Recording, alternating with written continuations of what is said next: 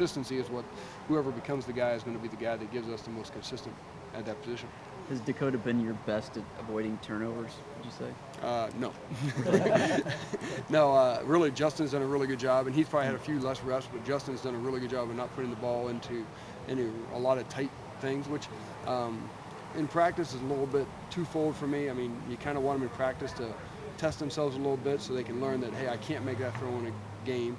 And also, you look for what I say would be stupid decisions as opposed to, well, we got to learn from that decision.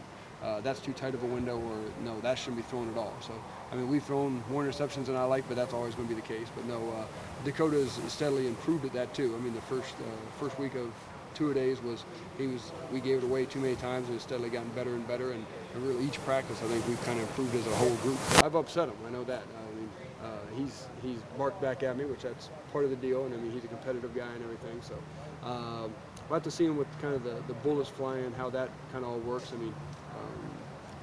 He's a very high-strung, not hyper, but very high-strung that way. I try to probably pull him down the other way to keep him more on an even keel, because that's what we need in our offense, is that consistent play after play after play. We don't need the highs and lows. We just need that consistent upper level at all times, so we're moving in the right direction.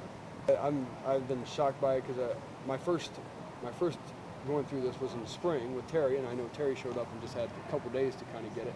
But that was kind of more my expectations were more so for a guy coming in and having to do all the things that we do, and he was able to kind of grasp it pretty quick, and it kind of really exceeded my expectations, and it's been much quicker than I think any of our staff would have thought, or any of the players would have thought. A guy coming in, just being able to run the show, get the signals, get everybody in the right spot.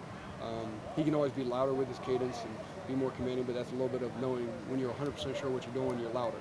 When you're 95% sure what you're doing, you're a little bit quieter with your cadence and what you're telling the line. So we're just constantly working on that to get it there. But no, he's far past what I would have expected at this time, and it's been a real pleasant surprise, and it's really made it real competitive, and I think helped all the quarterbacks. Way more athletic and faster than what you think. And we had a little cookout 2 weeks ago at my house, and he was out dunking every which way possible on my 7-year-old, which he was able to beat my 7-year-old.